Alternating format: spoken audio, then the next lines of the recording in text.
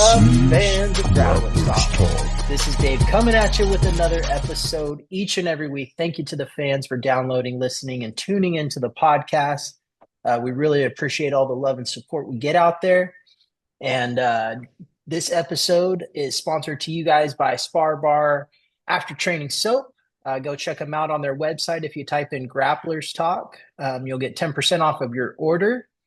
Amazing product. I love using their product. It's been helping keep me clean, keep me sanitized, and I love the product. Also sponsored by Butterfly X. Go check them out on their website, BFX Gear, on Instagram. If you type in code Grapplers Talk 10, you'll get 10% off of your order over there. So go check it out. Tune in, support those local companies. They're great people out there, great friends of the show. But I'm excited to have a guest on the podcast this week. We got linked up through the Arte Suave team, and you got a big match coming up. We'll get talking about here. But I'm joined by none other than Eric Castro. Man, how you doing, buddy? Good, dude. Glad to be here. Thank you. Yeah. I'm a nerd when it comes to martial arts. I say it a lot on the show, and I'm really into hearing like the root stories and how people discover jujitsu. Like it doesn't just fall into your life. It somehow, some way, it connects. So, how did you find jujitsu? What was the beginning days like? So I think I was like, must have been like 15 or 16 when I first started training, and then I took like a 10-year break. But it was actually, I started training with Fungia. So I got my blue belt through Fungia. This was like back in 2008. So this is like pretty much Bill's like first year's black belt. So Yeah. so he was like my first idol, actually, kind of funny, like, kid coming up. And I think that year was like Krone's first year at the Worlds too. And Wow. Crone got tapped out by Sergio Moraes first round, and then Bill, Yeah. took him on in the finals, and then he lost by points, but that was pretty sick to watch. But pretty much, Yeah. so I had some.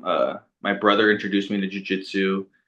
At the time he was probably a blue or purple belt. I was just like a troublemaker kid kind of thing. Some things happened in the family, and then he introduced me to jujitsu. I think the first gym I ever stepped foot into right before Paragon was Hickson's. So this was off Wilshire. So like there was like Chronos, a purple belt, like Kevin Casey, Eric Sodenberg, fucking Curtis Vega, Henry Atkins. They're all there. It was pretty cool. But I didn't know Nice. anything. I was just a new guy, just kind of straight training out like little kid. And so I think I did that for a while, and then How old were you? like around 15. So I was like, I think 15? yeah, so 2 years, I think, right before I graduated at 17, I kind of actually, I was living with my brother because I was like in the foster system. So at that point, my brother was like my main um, Guardian. guardian. Yeah. Yeah. Yeah. And so, I was getting older, and then, it's either go to school or like, kind of get a job kind of thing. So, and I got a job and moved out, and then, I just started partying, and jujitsu kind of fell off for me. Yeah. And was stuck in that rut for a while. And then, dude, I didn't start training till like a little bit before COVID again. So Wow. I came Yeah. back, and then to do that, which sucks too, because Sean Conley, he was like another black belt from Paragon that came to open up a school here in Santa Clarita. I was kind of helping him out at the time. I wish kind of stuck to it back then, you know what I mean? Yeah. But Yeah. so I got a lot of love for the Paragon family. They really taught me a lot over there. And Yeah. so then, took a 10-year hiatus from there. So right before COVID, I think I was just or it's been a couple years, but I was like a couple years out of rehab kind of thing. And then I just remember trying to like figure out when like I felt more like I guess like just happier, someone that was like more like stoked to be, you know what I mean? Just felt like I was in Yeah. another rut. So I looked up just for some reason I didn't want to do gi anymore. Like I just remember, I don't know why, I just did not want to do gi. I didn't want to go through all that again. And then I stopped into, at that time, I was living in North Hollywood out here in California. So I stopped into 10 Planet Burbank. So that's where I first met Jimmy, so the owner of Palmdale here. And it was cool, man. He like got me all stoked, made me feel like part of the team. Like it almost felt like I never left jujitsu. You know what I mean? So Yeah. it was really cool to be there. And then I was training there for a little bit. I guess they just honored the blue belt. But even though I felt like I was like a white belt again or whatever, but um, so did that, and then COVID happened, and then Jimmy told me to go check out Pasadena, so that's kind of where I made my way through the ranks over there. So under like Eric Cruz, so Campella and Ramey. So I went through there and I went purple, brown, and then eventually got my black at Pasadena, and then recently came back to live in Santa Clarita, and then now I'm just coaching out of Palmdale and training out of Palmdale. It's like all little different things, Yeah. like Burbank made me like kind of, or like Jimmy specifically kind of made me fall in love with jiu-jitsu again. Go to Pasadena, fell in love with like the technique aspect because Compella kind of showed me like uh using your imagination, you know what I mean? Like being creative in your jiu-jitsu with the whole rubber guard, like OG 10 planet system. Ramey was more like, what people call cutting edge now with like the leg locks and all Yeah. that stuff. And that was Yeah. really technical. So I got best of both worlds there. I was like learning how to be creative with Compella and using like the OG rubber guard, lockdown, all that stuff. And then Rainey was teaching me how to like, chain things together, maybe upper body, lower body, leg locks, all that kind of stuff. And then now at Palmdale, it's like Jimmy got me back into like the competing aspect again, like just getting back because everyone at Palmdale, I mean, all those guys or all the young cats are just like, they're just scrapping there, Oh yeah, they're ready to go, right? Yeah, so it's a little different vibe. So everyone's just like kind of scrapping. So that's kind of got me more in the vibe of like, all right, technique doesn't gotta be perfect, but as long as you have like a route to, not maybe not victory, but a route like a goal you want to do, you gotta just by any Right. means possible kind of make it happen. So it's like everywhere I've been is like a little bit of like a different nuance. It's like a different love Right. grows again. At that time I was like kind of just chilling. I'd compete sometimes, but I hated competing because I just always get nervous. You know what I mean? And then now just go out there, dude, just have fun. Like, and when they told Right. me it was Bill, I was stoked because it was like, like what other sport can you go against someone that was like, like top of the game, Yeah. whatever. You know what I mean? Like, I'm not gonna go out and go play basketball with like LeBron or someone like that. You know what I mean? But in jiu-jitsu, you Yeah. can go to a trials and compete with like the top 10 people in the world. So it's chill in Right. that aspect. So We I'm got to excited. see a while back, the Hillbilly Hammer got an opportunity to go up against Gordon Ryan, and sometimes those things happen in this world of jujitsu, where, like you said, in other sports that just doesn't happen. Yeah, dude. I mean, I just feel like I just got the luck of the draw. Like, I get to compete against Bill. Like, I got no accolades. I got nothing, dude. You know what I mean?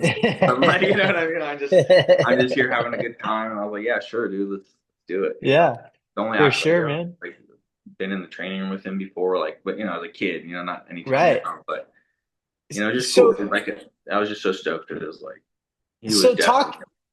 talking about that, I'm so you're going up. It's from the day we're recording this. It's about a week away from your big match.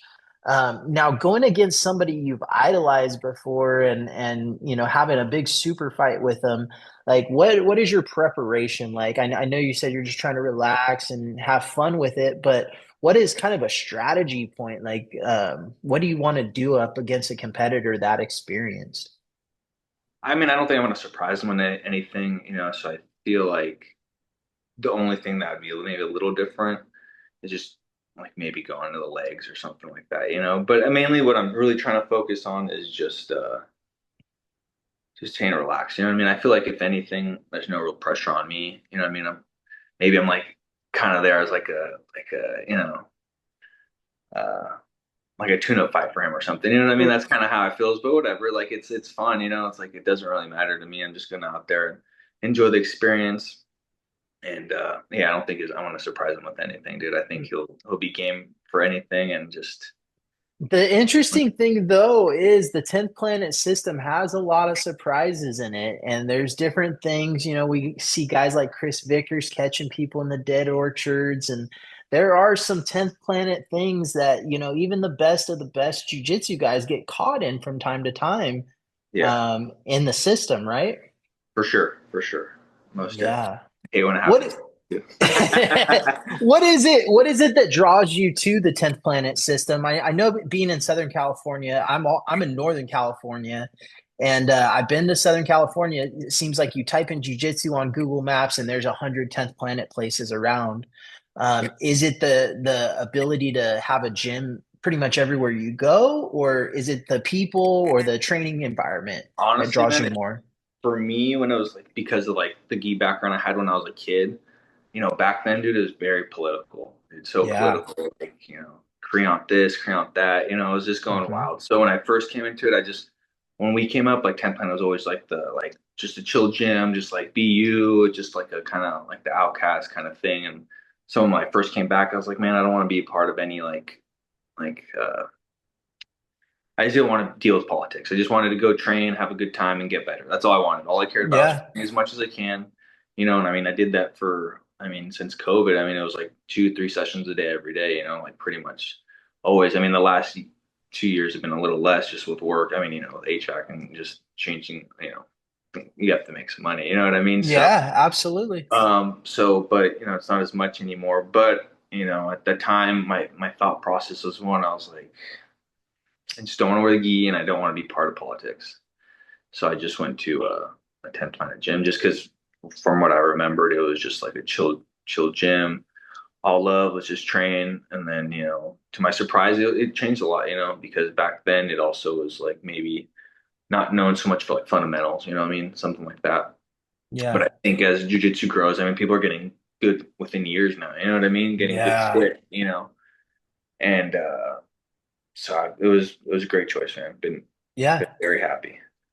Yeah, I started in '05, and you said it yourself. It was very political back then, and I remember the guys starting to buy the 10th Planet books and talking about it in the gym. And I remember Eddie Bravo would get some articles in Grappling magazine back in the day where they'd reveal a little bit of the 10th Planet shit. And I was always a gi guy, but something about it, it's gotten better and better and better over the years to where now these guys are doing some pretty miraculous things at like blue belt and Oh, for even white sure. belt 10th You Planet guys see are, these kids, are dude. I mean, you see the yeah. 8 kids bearing bowling till their life gives out. I mean, I mean, all kids are doing great out there, but it's like crazy to Yeah.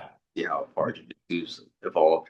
And even to think, like I tell a lot of people, when MMA specifically, when jiu-jitsu started, it was like all hail jiu-jitsu, you know what I mean? But as it's progressed, like maybe wrestling's taken over that aspect. But I mean, in my eyes, jiu-jitsu is still like the most uh, amateur sport, and like it's the newest sport out of all of them. You know what I mean? So I think it's Right. time until jiu-jitsu evolves into more of an MMA aspect and maybe conquer MMA world again.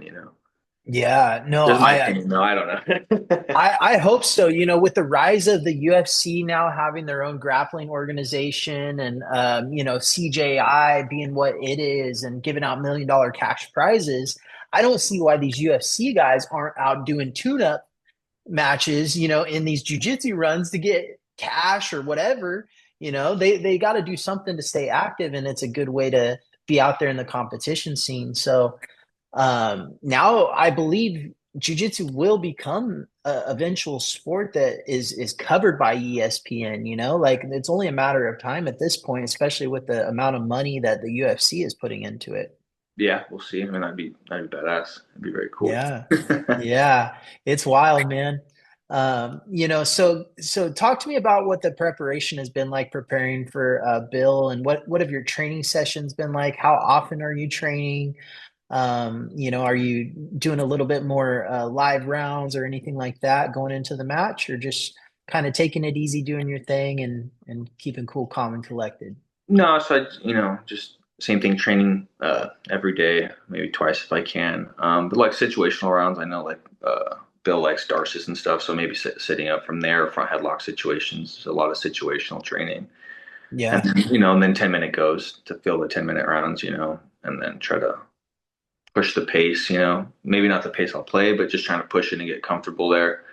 But definitely more just situational stuff, just because I know he's got a killer Darce on him.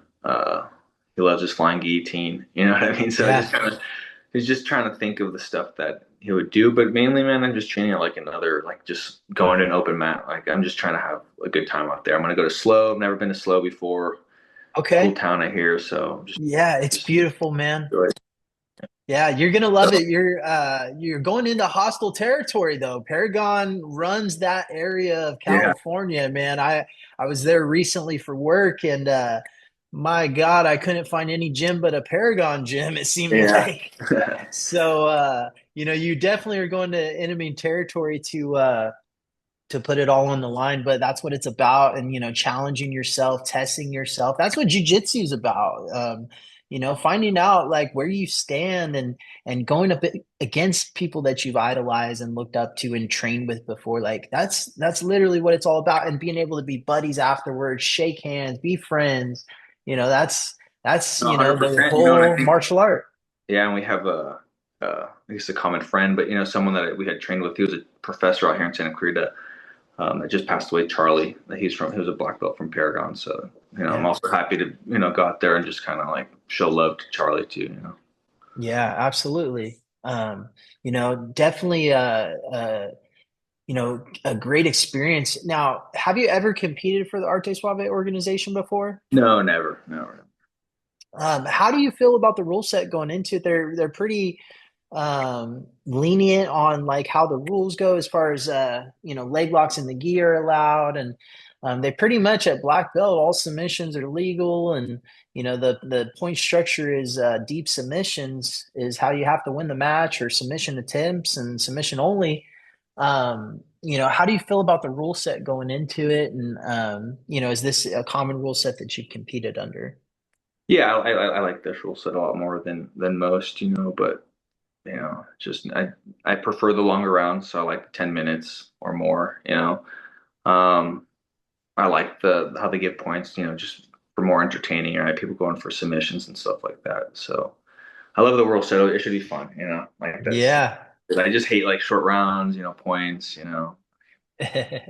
Yeah. No, so I watched a match a while back, and there was a there was some sort of foul or something happened, and they paused the match for a while, and I don't think they ever paused the clock. And then next thing you know, they go to reset, and they're like, "Ding, it's over!" Like, what happened? Yeah. So, that's unfortunate when that happens. But having a long match to be able to, actually in black belt, you really need the time to be able to, you know, fill each other out, have that moment, but then be able to actually set up what you got to do. Yeah, for sure. We'll definitely be a chess match out there. So you just gotta, yeah, feel it out, man. Just swing. Yeah. But I mean, I just feel like, Phil's just kind of crazy. So I feel like, Yeah. I just gotta, kind of like where you get in, you fit in. So hopefully I see opening and just try to go for it. Yeah, capitalize on it. How Yeah. often do you compete? I haven't competed in a long time. I think the last time I competed was like 3 years ago. Um, yeah, it's been a minute. Okay. Yeah, Yeah, yeah. no, But it's all good though. yeah, like I said, I just got back over here to Palmdale and training with these young guys. Kind of, they're like, "Hey, you should do this Arte Suave." We're all doing, super fights, and Jimmy's leading the gang. He's doing his super fight as well, and a couple of the other cats. And I was like, "Yeah, let's do it." Yeah, And yeah. just so, like I said, just right place, right time. Just so happened to be Bill, and I was like, "All right, dude, I'm down." Yeah, funny story about Bill is just not that long ago, maybe a couple years ago, I almost went to a seminar he was teaching at Cave Academy, I believe it was, out in San Francisco area, but I didn't end up making it. But man, I was so close. I was looking into it, and I really wanted to go out there and check him out. And at the time, I didn't know too much about him. I didn't cover it from that area, and I started doing a deep dive, and I was like, "Oh my gosh, I should have went to this seminar." Dude, he's sick, man. Him and Jeff, dude. There was like the first like I mean, I'm not gonna, they were just the first two beach guys that were doing crazy shit. You know what I mean? Even their Yeah, exhibition matches when they'd close out divisions, it'd look crazy. They'd be flowing, but it'd be like the craziest shit you've ever seen. yeah, dude. I think back to those matches. Jeff was just a stud, man. He doing crazy stuff out there with world champions like Kyotera, and just That was the he's peak. Like they'd be on like Jiu-Jitsu Pro Gear forums and they'd be like talking shit and like it was just funny. I yeah. wasn't on those, but I remember my brother was on them and he'd like be telling me about it and like, it was funny. Yeah, those forums were wild back in the day, dude. There was a lot of little websites and stuff like that where people would get on those forums and talk a lot of shit. Dude. I know Yeah, Gracie Fighter had one for a while, and yeah, people they're would get on good. there. You remember Mark Lehman? Yeah. Yeah. Jiu-jitsu, he would show the jiu-jitsu in the UFC, right? Like he'd demonstrate a move. He was out in Las Vegas. He used to own Cobra Kai. I don't really remember Yeah. what he's up to now, but he was like another smart guy, like, like nah, maybe I should tell the story. But like Let's hear it. Let's hear yeah, it. so like he was like they used to like talk shit and I remember like this is I didn't train here anymore, but I remember like Kevin Casey, like they like went trying to find fucking Mark Lehman at a jiu-jitsu tournament and they're all beefing and stuff. It was just funny. It was just like the old school. Yeah. It was just hilarious. Yeah, man. It was wild. I remember the Ultimate Fighter where Matt Serra like punked him. He was coaching Oh, jujitsu that's on the right. Yes, opposite yes, team, and yes. Matt Serra's like, "Dude, you're soft, bro. You're not a real one," and just basically kicked him out of the gym. So, yeah, dude, it was a different world It back was then, different, dude. man. It wasn't all love. Oh, he did jiu-jitsu, all love. It was definitely When it do was you think definitely that fun. changed? I have no idea. Did it change when I got back? Everyone was just like, "Oh, you're a jiu-jitsu guy. I'm a jiu-jitsu guy." You know what I mean? Yeah, But yeah, it, I feel like the top athletes are still like that. I mean, I think they have to though to be like top athletes. You know what I mean? They got to have a certain like swagger to them. Like they don't want to fucking, my team's the best team. Kind of thing. I'm the best. Like you got to have that confidence to be oh yeah, the in best. this thing. Yeah, Yeah. Like oh my school. And that's kind of cool. I mean, maybe he'll come back after CGI with the team duels. yeah, yeah. I'm excited, dude. With CJI, with the UFC, the all the competition out there, pit fighting series. I think Craig Jones just did a karate combat thing.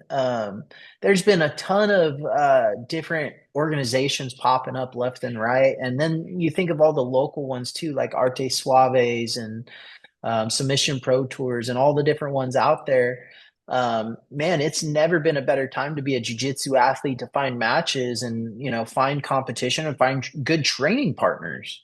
Yeah, that's what I tell the young cats. I was like, dude, this is the time. You could compete every weekend if you want. You know what I mean? And you get all that experience. Just like these wrestlers that come into the sport and they're just killing it, right? Because they've been competing since Yeah, they've been kids. Well, now jujitsu kids could do the same thing. By the time they're teens, they've already have 100 competitions under their belt. It's just like an evolution. right. Because you see a lot of athletes go out there, and I've definitely done it in the past too. Where you compete at such a lower level than you are in the room or something, just from nerves or scared, judgment, whatever the case may be. You know what I mean? But I'm guilty of it as well, man. Like, your jujitsu isn't showing what it should because you don't have the competition experience, right? yeah, it's different. It's like adrenaline's going in there. Just like training room adrenaline's different, competing adrenaline, and then like fight to the death. Say if you ever got in a fight in the streets, is going to be a lot different than Oh all yeah. that. So I mean, yeah, it's like a great time if you just go out there and once a month, even for the average person. I think it's just good to feel that. You know what I mean? Feel someone that's actually trying to hurt you. That isn't your friend in the room. You know what I mean? It's like Right. it's Yeah, just test the different. skills. Test your skills, test your durability. You know what I mean? Yeah. Like test the fight or flight. It doesn't. Yeah. You don't have to win all the time. Sometimes it's just about showing good jujitsu. You know what I mean? You go out there, you 100%. look fucking killer. Maybe you lose, but as long as you're happy with your performance, that's all that matters.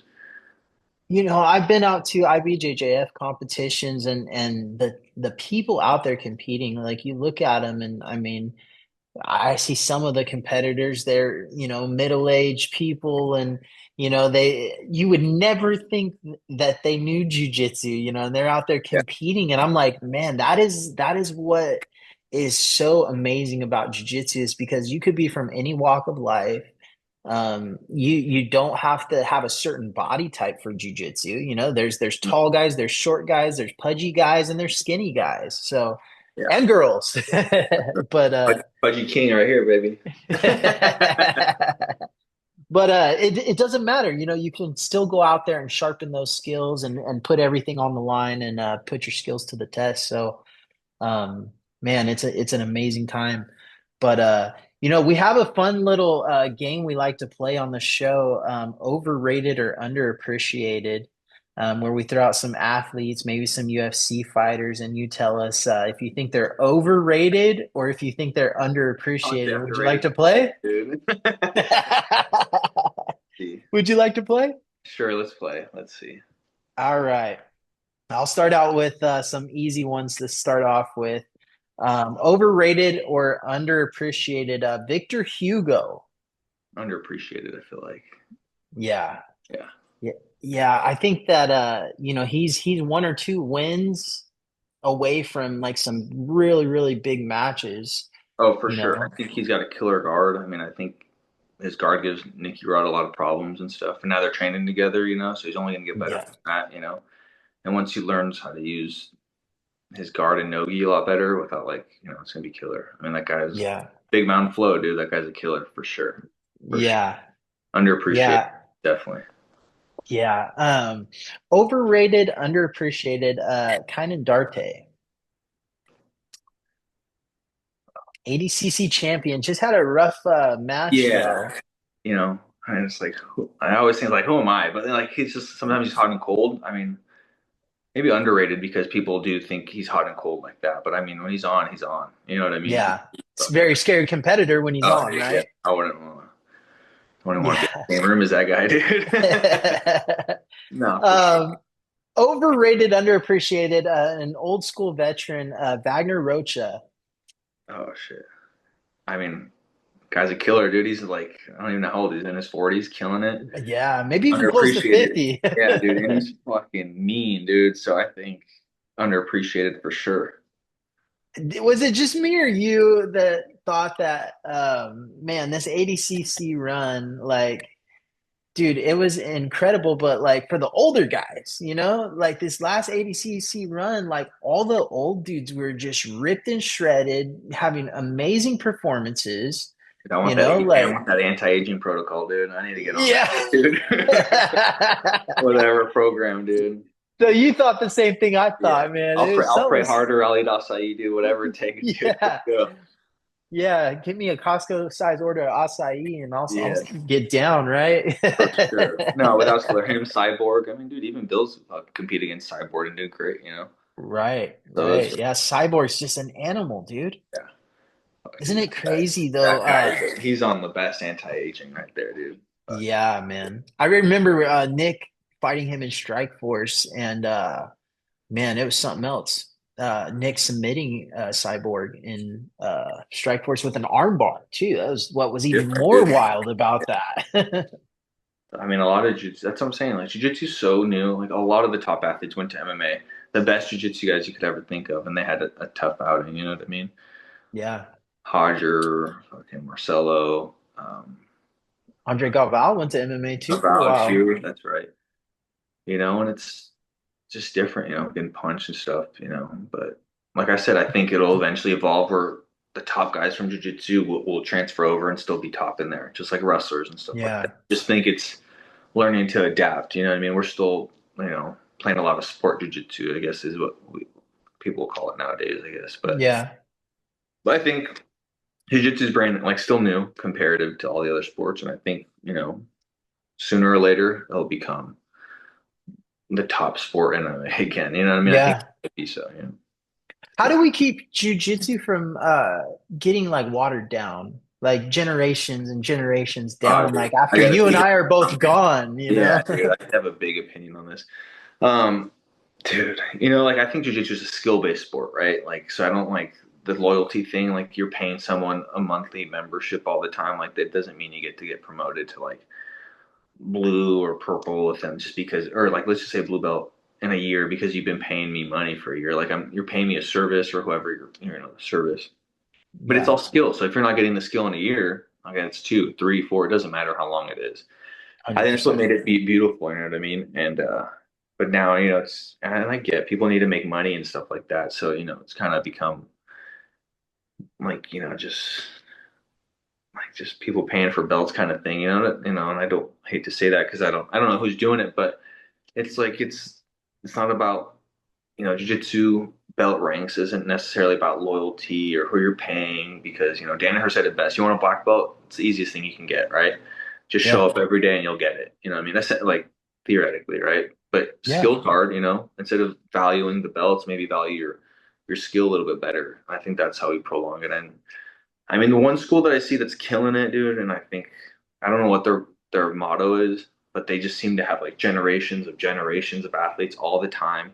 The kids go to like become world champions, become teen world champions, and like adult world champions, AOJ, and they have yeah, a huge school. So whatever they're doing, that's a great way to keep longevity because everyone's like alumni. Yeah. It's like college, it's like a university. And I mean, like, oh, like, I'm a Berkeley alumni, whatever it is, but it's like now it's like Yeah. AOJ, your dad goes, their kid, your son, keep the list goes on. And I mean, AOJ is Yeah. still a program for that. I'm glad you brought them up. I was kind of I was watching some videos last week about AOJ, and man, just everything about the way they run their entire program is so disciplined. And I mean, you look at all those white geese in the room, and no one's got some dingy white geese on, they all got Yeah. these beautiful white geese. They got a uniform, they got uniform. I know people hate on uniforms and all that stuff, but I don't know. Like I think there's some merit to it. You know what I mean? Everyone looks to Yeah, see like he's professional. Like, Gordon goes on his rant sometimes, but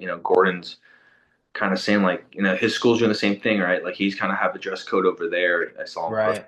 post and, it Yeah, doesn't have to be like a frat school, say, where, and some people take it like, oh, you don't get to show off, creativity or whatever and stuff like that. But, you do that or at other schools or whatever. But there's something to that professionalism. You know what I mean? I yeah, know uh, what about it? Like the rash guard stuff never really bothered me. I mean, if you came up in the gi, it was either white or blue. I mean, yeah. back then we weren't even allowed Why? to get black. You know what I Yeah, mean? Now it's kind of changed. yeah. I think the only person. I mean, back then I don't know if it was Mike Fowler or not Fowler. The cheetah print head. Forgot his name. I can't think of it right off the top. He had a school in Guam and stuff. I forgot, but that guy was cool. And I think he Yeah. was one of the first people I saw with the black gi. But I mean, it was just different.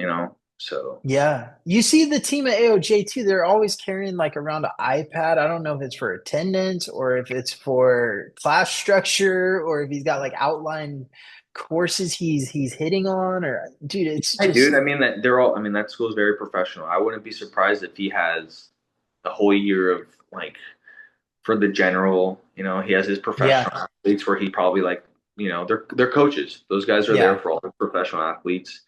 I'm sure he studies all the opponents, gives them pointers. I mean, the Mendes brothers. I mean, those guys were also idols. You know what I mean? yeah, yeah. There's nobody better than to study someone else's game than them. Right. And you know, that's the other thing about having good coaches, where they don't compete anymore and they're just focused on being your coach and they have experience and stuff. So it's easy to just train and put all your trust into someone and tell you kind of what to do. So maybe that's Right. secret sauce is whatever is that what's that from that iPad. But Right. I'm Yeah. sure I'd there's like to definitely get a some hold of structure it. to it. Yeah, for sure. Yeah. I mean, that's a Yeah. very professional school, in my opinion. I think probably the most Yeah. professional at this point, just how they built it. So Right. none. Over or under on if you think Gordon Ryan will ever come back. If he ever will come back, oh, I don't think he's coming back. Ever. No, I think he's probably just focusing on his health, and he's got the school now. He's probably just transitioning into his coaching era now. You know what I mean? Yeah. So Yeah. It seems like with Kingsway opening up and a lot of changes are going to be going on, at least from the competition standpoint. But yeah, yeah, I was I stoked too because mean, I mean, I was trust me, I was a big fucking Gordon fan too, dude. He was like that. I honestly like when I wasn't like for those 10 years I wasn't doing jiu-jitsu. I was like, oh, who's this Gordon guy? Like you'd see him, like he was blowing up, whatever. Because I'd pop in sometimes, dude. I just like to see what was up. I was like thinking about it, never went back, but then whatever, I finally did. But yeah, man, I think Gordon. Yeah, I was like drinking the Kool-Aid, dude. I was like, yeah, this guy's gonna show everybody. He's gonna compete in well into his 40s, like all the old guys, and he's gonna be winning all the time. You know what I mean? Because jiu-jitsu wasn't like, like he says, it's not like super athletic or anything. It's just like very methodical. His timing, his precision, just everything. It's just, I mean, dude, there's nobody yeah. that's technically better than him, dude. No way. There's not Not yet. yet. No way. Not yet. Yeah, there will Yeah. be for sure. Oh I'm yeah. sure. I mean, as anybody would want, they should want that. You know what I mean? Because that's how Yeah. it progresses too. Dude, I think of like, I was always a UFC fan. I think of like the runs that we saw from like guys like George St. Pierre. And if you're talking about even older school time, like Matt Hughes, even, just going on these tears, just no one can touch him. Even Anderson Silva, for the longest time, people didn't even watch his fights because they knew like it wasn't even competitive. Yeah. So, a lot of people were even saying he was a boring fighter because it was just you knew what was going to happen. Yeah. So, that's kind of what's happened with Gordon in a sense, right? He's walked through everyone pretty much with ease. Yeah. I feel like he's got the Mayweather effect. Where like people aren't bored, they just want him to lose so bad now. Like Right. he's won so much, they just want him to lose. And maybe it's not like super exciting, but like if you for like maybe this one that doesn't do jujitsu, but when you do jujitsu and you just see this guy dominate this guy, just hold someone there that's like, you know, top 10 in the world or something, you're just like, holy shit, dude. Yeah. That's fucking insane. Yeah. But No, it's yeah, I mean, and it's for tough. And Nicky Rod broke his ankle and stuff, and got him in. Well, I mean, technically the clock went out, but those were close matches, But I I'm like, okay, yeah, the match with in the UFC rule set with Nicky Rod, that was a closer one, but in ADCC, I don't think it was that oh no, close. that was so quick. It was like Yeah, it wasn't even a Nicky Rod challenge took the for bait. Gordon. Yeah, Yeah, he fell, went into the yeah, legs, tapped him quick. yeah. And he walked through everybody like that year in ADCC. Yeah, Like, I mean, you look at all of his matches, and dude, he barely broke a sweat in the entire competition. he was on it, dude. I remember Yeah, sitting there and I was just watching him and Gavala did the stare off. There's like two fucking just giants. They look so big from the standstill. I don't know if it was like an illusion, but yeah, it looked huge, dude. They're yeah, fucking huge. And I was like, damn, dude. But yeah, that was a yeah. good outing for him. But everyone's gonna hate on Gordon. It's just, not I guess he brought it on himself. Just who he is, and how he uh did his thing, but brought a lot He's of not eyes to him. everyone's cup of tea. Yeah, for Yeah, sure. but and then his last outings, he was sick. He posted about it, with Philippe, and he won and stuff. But you know, it wasn't, it wasn't as dominant as people used to see him. So they're like, oh, he fell off. People just love to hate. But I mean, Yeah. Gordon goes out there and he makes it happen. And that's what champions do, right? Like you go out there, you get hurt, you figure it out, and you just make it happen. Yeah, you always get those people just rooting for you to fail, and anybody can be that person, but to overcome all that and to keep giving everyone the middle finger time after time, like, hey, all you people wanted me to fail, good luck, because it ain't He gonna loves it, happen. dude. He loves it, bro. Like you can Yeah. tell he loves it. He loves the hate. He's fucking The people that can embrace being the heel character, they do well with it, right? sure. He loves it, dude. He's gonna do good, dude. His school's Yeah. gonna do great. I mean, that guy's I don't know what he's charging. Like his pre-sales are like what 350 a month.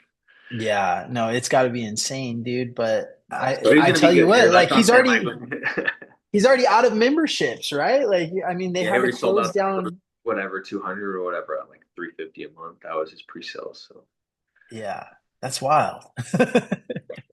good for him, dude. Yeah, He's one of the that's few, but it's like good. He deserves it. You know what I mean?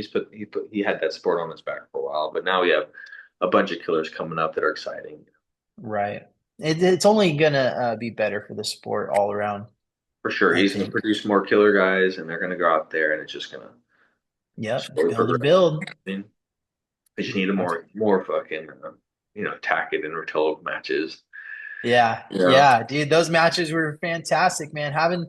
It looks like Andrew's on that UFC reality show.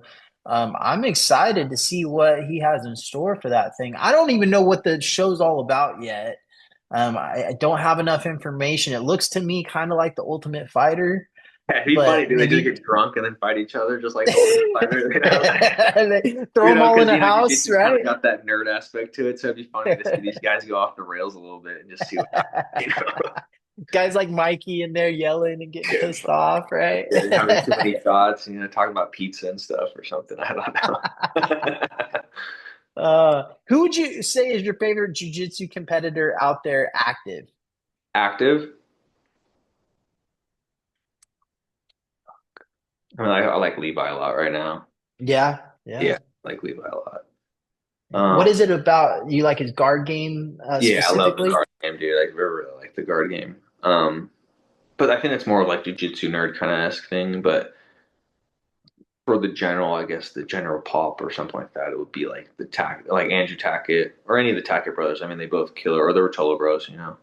Yeah, yeah, yeah. I don't think there's anybody out there that wants to see those guys lose. Everyone's a fan Dude, of those can't lose Rotolos. against them. You know what I mean? Like, Yeah, yeah, man. Man, it's been awesome chatting with you, getting to catch up and getting to know a little bit more about you. And I'm excited to see you at Arte Suave. I'm going to be in the area, be covering the event as well. I'm going to hook you up with a care package from our team over at Spar Bar Soap. So come find me. I'll find you. We'll meet up and we'll give you some love. But thank you again for being a part of this episode. If people want to train with you, how do they get in touch with you, or how do they find you? dude, just shoot me a DM on Instagram or whatever.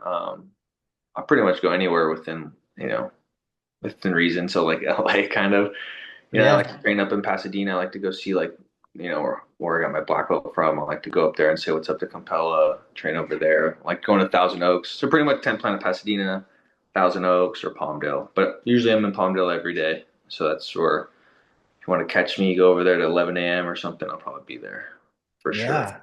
Yeah, and go out and support him. He's going to be going up against a legend this next weekend, Bill the Grill Cooper. We're excited for you, man. We're rooting for you. But thank you again for being a part of this episode. I just always like to give our guests a couple minutes just for any shout outs for friends or family or anybody that you like. But just take a couple minutes. The floor is yours. Oh man, just everybody that's been a part of the journey, I guess. So, Campella, Ramey, Jimmy, and then shout out, to Charlie from Paragon, just passed Yeah. away recently. So, it's just all love over here. Pretty much, there's a lot of people in my life that's helped me. So, couldn't do it with a lot of people. So there's too many people to name. But jiu-jitsu wise, for sure, like just those schools would be sick. Just give love to, all those guys. Fungia, Bill, Jeff, Charlie, even Sean Conley, my bro, and then everyone from 10th Planet, Ramey, Campella, and Jimmy, dude. Yeah. Yeah, man. It's been awesome chatting with you, Eric. We appreciate you being a part of this episode of Grapplers Talk. Download us each and every week. We're available on Spotify, YouTube, Apple Podcasts, and other platforms out there where you get podcasts. Again, this episode is sponsored to you by Spar Bar Soap and Butterfly X. Go type in our code word at Butterfly X, Grapplers Talk 10. You'll get 10% off of your order. But this has been another amazing episode of Grapplers Talk. This is Dave, and we are out. This is Grapplers Talk.